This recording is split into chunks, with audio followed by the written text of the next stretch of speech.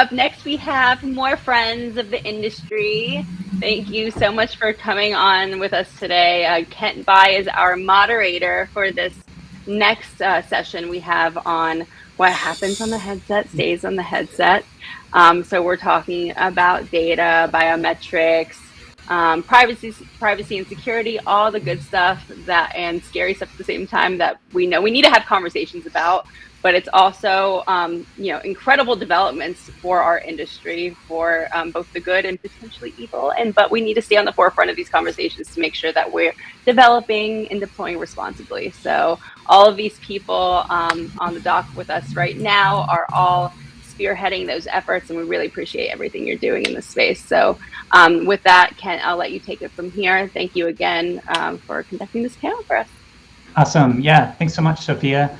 So yeah, my name's Kent Bai. I do the Voices of VR podcast, and since 8 years, I've been doing the podcast, going to different events and talking to the community. Probably around 2016 is when issues of privacy started to really come up, and I've just facilitated around 50 different conversations over the last 6 years of that period. And I think there's a lot of open questions in terms of how do we not sleepwalk into a dystopia? And so I think today we're going to be talking about, in the context of all this new data that are available, there's going to be lots of opportunities for marketers to potentially know all sorts of information about all users. And maybe from this panel, we'll be going to be advocating for maybe not doing that as much. So I'd love to hear a little bit introductions from each of you to kind of introduce yourself and give a little bit more context for how you're connected to this issue of XR privacy. So let's just go around the bend here. Start with Avi, Katsitsa, and then Aura. So go ahead, Avi. Go ahead and introduce yourself. Thanks. Thanks, everyone. I've been working in XR and I guess called Metaverse for 30 years now. I think you could imagine me 30 years ago as like many of you, new to the space and very excited about all the possibilities, thinking any day now, 30 years ago, the internet's going to be 3D. And it's been 30 years, and I've worked on a lot of the issues since then. And I'm coming, to this as the voice of experience, having tried lots of things and having learned lots of things. And the excitement that I've had is still there, but it's been tempered by the reality of what can go wrong. And so I'm here to help convey, as a technologist and some part-time designer, what can go wrong and some of the solutions that we have for trying to do better than we've done in the past. Let's not make the same mistakes. There's all sorts of new mistakes we can make that are bigger and better, but let's not make the same ones that we've made before. Okay. Thank you. My name is Katsitsa Rodriguez. I'm the Policy Director for Global Privacy for the Electronic Frontier Foundation. And I have the pleasure or the honor for me to be sitting virtually alongside some of the real pioneers in talking on privacy on XR. I mean, it's an honor to be with you, Kent, with you, Abby, and also the work that Aura is doing with science fiction. And I think that Ken and Abby and Britain and a few others have inspired me to get into these issues. Well, I have been working in privacy for over 20 or 25 years. I'm pretty new when it comes to immersive technologies, and I only have a year working on this now. So it's my pleasure to share knowledge and to have learned a lot about how the technology works and how the new challenges that this technology poses for human rights. My perspective, I come from with a human rights background, so I see this with a lens of human rights, and I am positive in technology, even though reality has shown us that privacy matters more than ever, and that companies have failed to protect effectively privacy in the digital space. And so, while I want to be optimistic and I love the technology and how fun it is, it's hard. So that's why we need to tackle the problems and not ignoring it, so we can have the future that we want to see in XR. Great, and Aura. You're muted.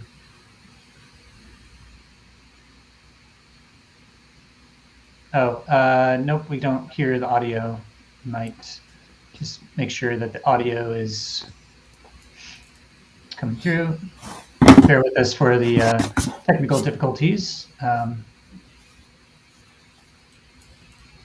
It's working behind stage.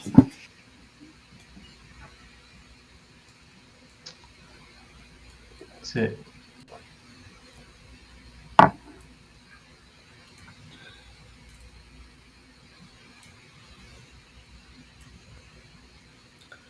Oh, so I think Or's going to rejoin. I'll just have a few words to say, and then we'll sort of dig into some of the different issues once Ora gets to introduce herself. So for me, when I look at this issue, there's been a lot of framing around issues of privacy that have been around identity. And I think we're moving into this realm where it's not just about the personally identifiable information and not just about the information about identifying who you are, but it's also going to be identifying what Britton Heller calls biometric psychography. So it's all the different aspects of the psychometric aspects of what your interests are in the moment and contextual information. And so kind of mapping out this much more rich psychographic profiles of people. And then maybe Avi, we'll dive into eye tracking then or let's see if your sound works now, and then we'll move forward. No, cannot hear you. Maybe try without the headphones and see if because when you came in without that, then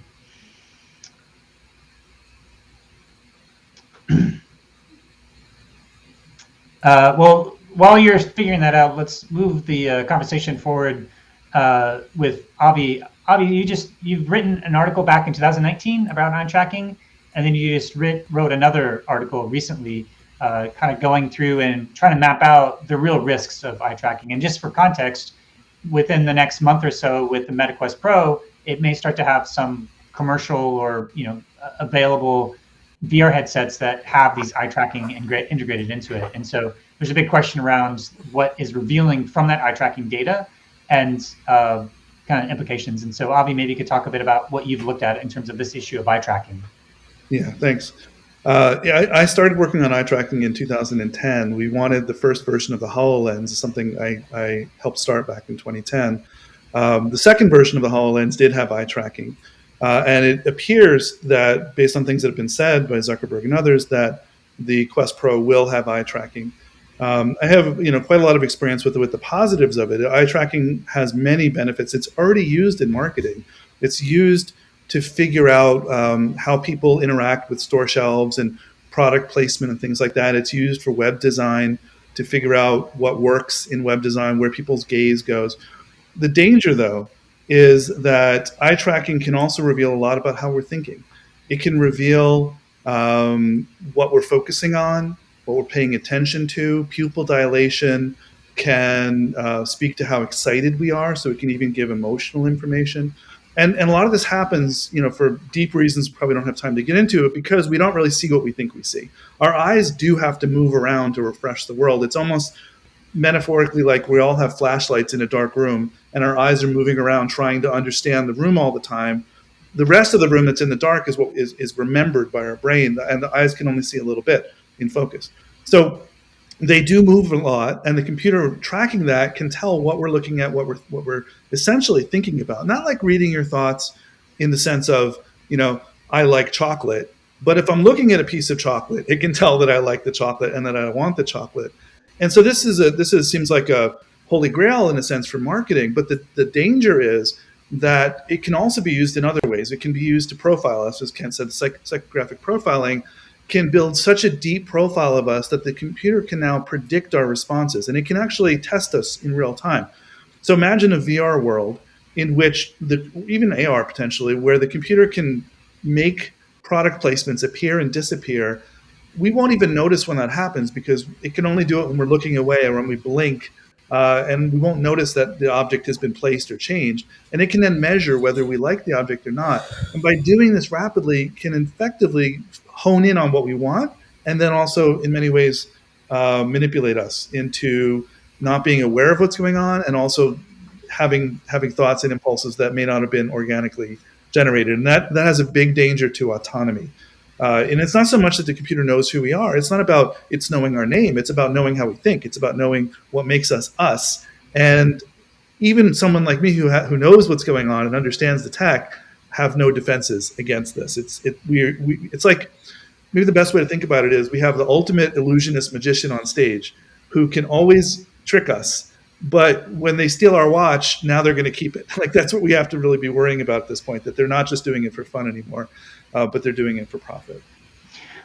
Yeah, we have this the idea of neuro rights, which is that you have the mental privacy, you have the right to mental privacy, and then the right to identity, and then the right to agency. So if someone is able to get all this biometric and physiological data, add it all together, and start to map out different aspects of what's happening inside of our mind, then they get a good sense of our identity. Usually, when we have the right to identity, we disclose information when we want to somebody. But this technology is affording the possibility that the XR technology is going to be able to map out all that stuff about who we are, what we like, what we dislike, without our conscious consent. And then eventually, if they have that mapping, then what's the line between nudging us and kind of undermining our rights to agency? So Katitza, I know you've been looking at a lot of these different human rights approaches, and you've facilitated different things at RightsCon. My larger picture of what's happening is that the U.S. legal structure is just like way behind. There are discussions about federal privacy laws, but I haven't seen too much about neuro rights or kind of the biometric psychography or inferred data in the context of some of those discussions. I see a lot of movement maybe happening in the European Union, the EU, and other discussions there that maybe there could be kind of an equivalent of the GDPR or other kind of taking on the metaverse as something that needs to be addressed in terms of this next frontier of these existing frameworks, like even GDPR. Is it covering everything? And so from EFS perspective, I'd love to hear a little bit about how you're orienting into this larger policy discussion around all these issues, and where you see the most likelihood for some legislation or something to be passed to be able to help address some of these issues. Thank you, Kent. Let me start maybe to talk about. Okay, let me organize my ideas. I think first to say, to follow the title of the conference, what happened on the headset, state on the headsets. For me, that refers to a basic intuition people have that their XR equipment should not be spying on their behavior, whether that's conscious voluntarily or unconscious involuntary behavior, and should not be telling someone else about that behavior in a way that never fully the user agreed to. The most extreme example of this could be when XR devices uses sensors like eye tracking to deduce what someone may be interested in and then send and allow access to that data to someone else who plans to use it for targeted advertising in the future. So in this scenario, there are three things that are happening. First, the user didn't realize that the information will be so revealing. Second, all the inferences coming from their eyes. Second, the user didn't realize where that information would end up. There is no transparency, it's opaque. And three, the user didn't realize how that data will be used later on. So we want as a consumer to avoid those surprises and the abuses by prioritizing what I consider very important. Three things: consent, data minimization, and other basic privacy principles. And by demanding a human rights based approach to the development of the XR applications and systems.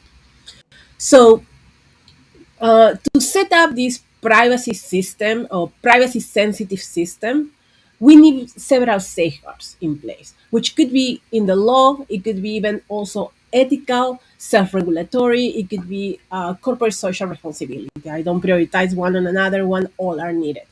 But industry leaders need to act on that responsibility by committing to these principles, including I mentioned consent, data minimization, but also, for instance, privacy by design, security, transparency, even fairness. Fairness it's a complex principle in data protection.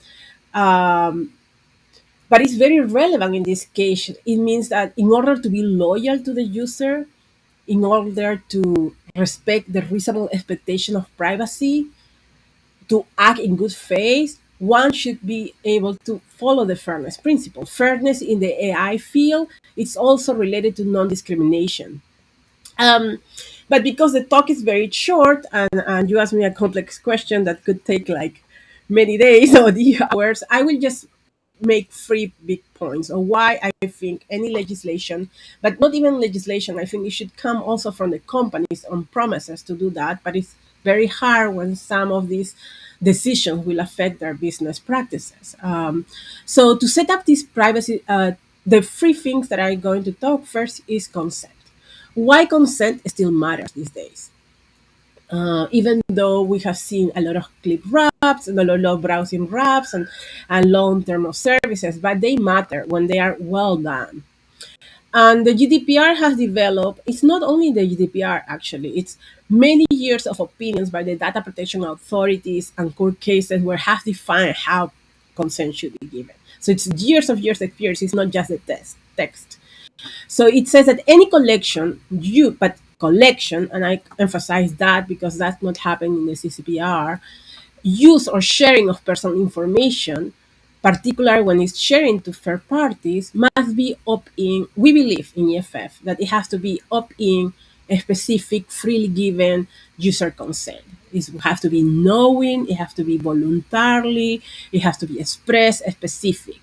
So what it means is if a company is collecting and using personal data for the training of machine learning algorithms and relying on consent mechanisms, that specific purpose must be made clear and specific to the data subject. And there are many requirements. It's not easy to follow, but but when you use it, you have a lot of bandwidth to manage the data together with the other principles, minimization, non-discrimination, and privacy by design. But some companies has not getting right, and we see already Google having to pay 50 million euros for cutting corners in the consent mechanisms. French data protection authorities said that the company's version of obtaining consent was neither informed, it was not, but was unambiguous and was not specific. So I will not go into the details unless you want me to go into the details of how consent is, and you can ask me later. But consent doesn't mean pay for privacy. Consent doesn't allow. Consent can be revoked. It has to be specific. It must be no question of whether it cannot be silent pre-ticket boxes, or inactivity should not be therefore considered as a matter of consent. If I give consent, I should be able to withdraw consent, which means there is no pay for privacy in this context.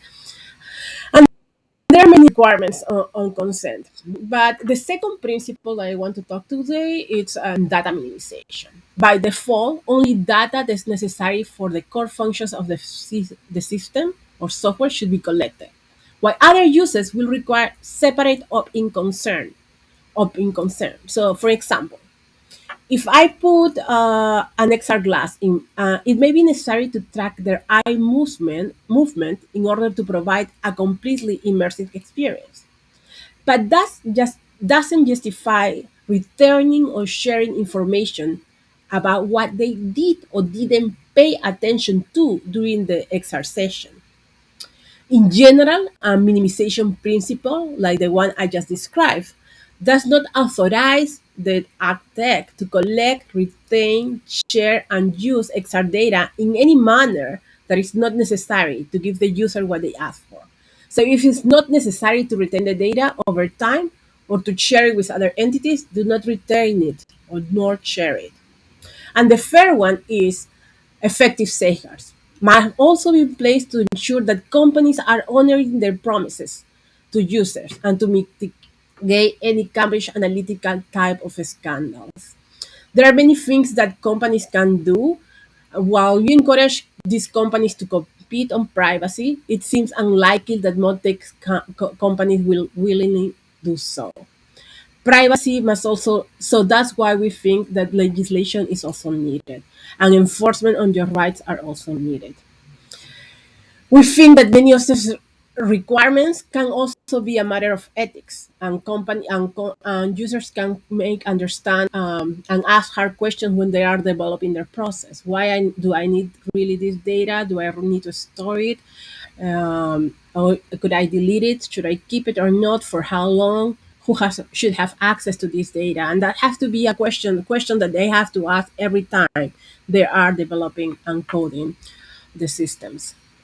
Finally, I want to say that things are changing in the United States when it comes to law and also to enforcement. Several states have adopted or are poised to adopt privacy protections, and the FTC recently sued a location data broker for violating a federal ban on unfair business practices, arguing that the data broker practices is harvesting and monetizing location data, putting people at risk.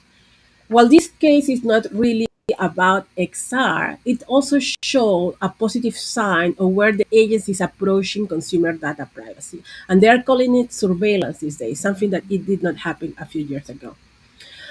So in the US, the FTC Act bans unfair or deceptive acts or practices in affecting the commerce, and that's the act that was used by the FTC. There is also a rulemaking process on data privacy right now, and it's invited people to comments on that. But in the EU, we also have the GDPR, and there is the AI Act that will be dealing also with inferences coming from the set.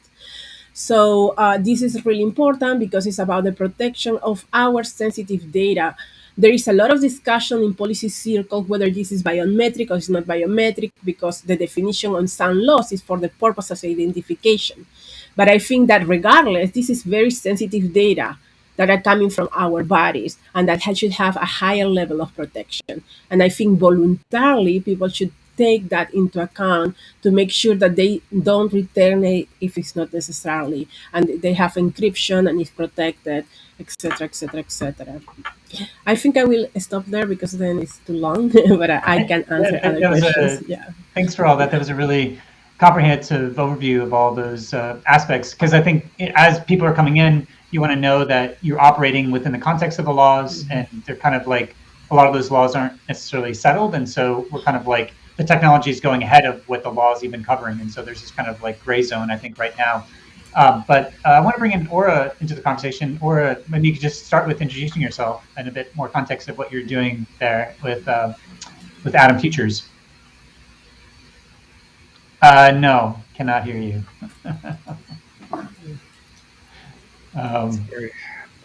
That's really frustrating.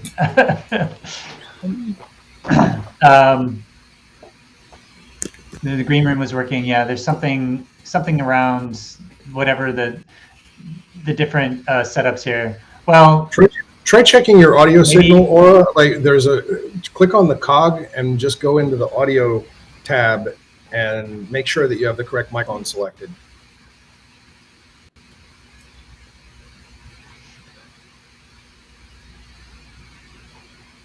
No, still not hearing.